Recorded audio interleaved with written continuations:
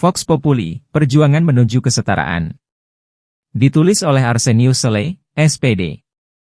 10 tahun belakangan ini berbagai aktivis dan LSM di Indonesia menyuarakan isu kesetaraan. Ada kesetaraan gender, kesetaraan di mata hukum, kesetaraan berpolitik dan kesetaraan sosial. Gerakan kesetaraan gender menuntut agar perlakuan yang sama terhadap laki-laki dan perempuan dalam segala aspek kehidupan. Sedangkan, kesetaraan di mata hukum menuntut adanya perlakuan yang sama terhadap orang miskin dan kaya, rakyat biasa dan pejabat ketika berurusan dengan hukum. Sering kita mendengar istilah penegakan hukum di Indonesia masih tajam ke bawah, tumpul ke atas. Artinya apa?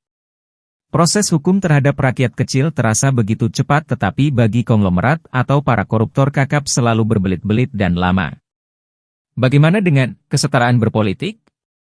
Kesetaraan berpolitik berarti setiap orang atau warga negara Indonesia memiliki hak yang sama dalam menentukan pilihan politiknya yang diatur oleh undang-undang. Hak politik yang dimaksud adalah hak berbicara, hak memilih dan dipilih serta hak berserikat atau berkumpul. Sedangkan gerakan kesetaraan sosial menuntut agar semua orang diperlakukan sama statusnya di dalam sebuah kelompok masyarakat tanpa membedakan kelompok masyarakat kelas bawah, menengah atau kelas atas. Inilah bentuk kesetaraan yang sedang diperjuangkan untuk keadilan sosial bagi masyarakat di Indonesia. Dari sekian bentuk perjuangan kesetaraan ini, isu kesetaraan gender menjadi sangat kuat disuarakan oleh aktivis dan LSM. Kuatnya suara dan dorongan agar ada kesetaraan antara perempuan dan laki-laki, maka pemerintah Indonesia merespon dengan mengeluarkan beberapa aturan dan kebijakan yang mulai memihak kepada kaum perempuan. Kebijakan politik misalnya, dalam Undang-Undang Partai Politik dan Pemilu, pemerintah membuka ruang persyaratan adanya keterwakilan perempuan di lembaga legislatif 30%. Partai politik juga wajib mencalonkan 30% keterwakilan perempuan dalam daftar bakal calon legislatif dari partai politik peserta pemilu. Di beberapa lembaga negara lain pun, kaum perempuan diberi porsi untuk ada keterwakilan perempuan dalam jabatan tersebut, misalnya Komisioner KPU, Komnas HAM dan Komisi Perlindungan Perempuan dan Anak dan lainnya. Inilah respon negara untuk hadir membangun kesetaraan antara laki-laki dan perempuan. Mengapa muncul ketidaksetaraan? Budaya patriarki yang dimiliki oleh masyarakat Indonesia menimbulkan kesan kaum laki-laki lebih superior dalam segala hal. Menurut PINEM, 2009-42, bahwa patriarki adalah sebuah sistem sosial yang menempatkan laki-laki sebagai sosok otoritas utama yang sentral dalam organisasi sosial. Posisi laki-laki lebih tinggi daripada perempuan dalam segala aspek kehidupan sosial, budaya dan ekonomi. Misalnya, kehidupan sosial masyarakat Sulawesi Selatan terjadi pengelompokan kelas antara kelas bangsawan dengan gelar Andi atau Karaeng, dan kelas bukan bangsawan dengan sebutan Daeng. Pengelompokan kelas bangsawan dan bukan bangsawan ini menimbulkan ketidaksetaraan sosial di masyarakat terutama pada jabatan-jabatan publik.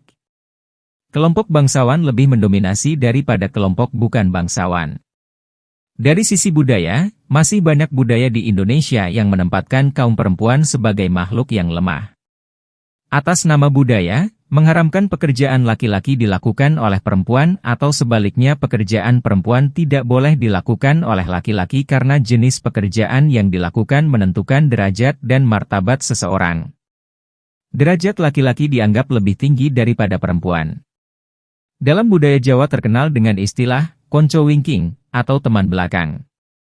Istilah ini dipakai untuk menempatkan seorang istri selalu berada di belakang di dapur, memasak dan melayani suami.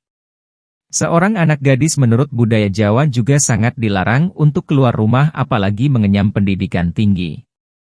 Mereka, anak gadis, dihadapkan pada situasi menunggu untuk dijodohkan oleh orang tua dengan pria pilihan keluarga atau orang tuanya. Budaya patriarki juga dipraktekkan oleh masyarakat Indonesia di daerah lain bukan hanya di Jawa saja. Seperti di Nusa Tenggara Timur, daerah ini memiliki tradisi mahar atau belis anak gadis dengan gading. Seorang perempuan yang sudah dibelis dianggap sudah menjadi milik laki-laki sehingga segala sesuatu dikuasai oleh laki-laki. Perempuan hanya duduk di dapur memasak dan melayani suami serta melahirkan dan membesarkan anak-anak dalam keluarga tersebut. Seorang anak gadis dalam budaya timur juga tidak diizinkan oleh orang tua untuk melanjutkan pendidikan ke jenjang pendidikan tinggi. Mereka disiapkan untuk menikah dengan laki-laki yang berasal dari suku atau daerah yang sama sehingga orang tua bisa mendapatkan mahar belis gading. Artinya budaya patriarki selalu menempatkan perempuan tidak setara dengan laki-laki dari segala aspek kehidupan. Namun ketidakberdayaan perempuan di hadapan laki-laki dengan sikap tunduk dan pasrah adalah wujud kecintaan dan kemuliaan hati seorang istri kepada suami. Gerakan emansipasi mulai membuka wawasan dan paradigma berpikir di kalangan masyarakat Indonesia. Gerakan ini dipelopori oleh Raden Ajeng Kartini atau lebih dikenal dengan panggilan R.A. Kartini.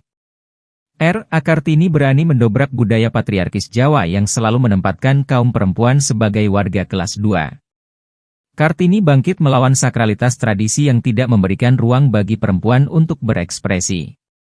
Kaum perempuan pada saat itu tidak diperbolehkan untuk keluar rumah apalagi melanjutkan pendidikan ke jenjang yang lebih tinggi.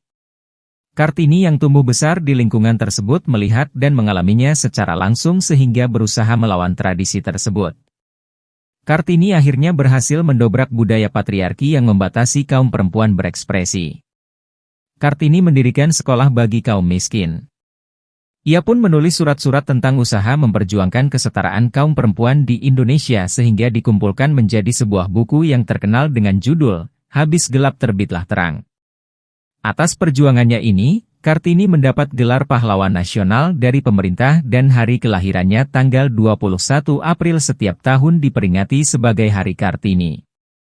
Gerakan emansipasi wanita memberi dampak positif pada perkembangan kehidupan sosial masyarakat di Indonesia. Kaum perempuan diberi ruang berekspresi dengan melakukan kegiatan yang setara dengan laki-laki. Mereka bekerja dan mendapatkan penghasilan demi memperbaiki kehidupan keluarganya. Mereka juga bisa melakukan pekerjaan yang sebenarnya dilakoni oleh laki-laki. Dalam dunia pendidikan misalnya, kaum perempuan diberi akses untuk meningkatkan atau melanjutkan pendidikannya setinggi-tingginya setara dengan laki-laki.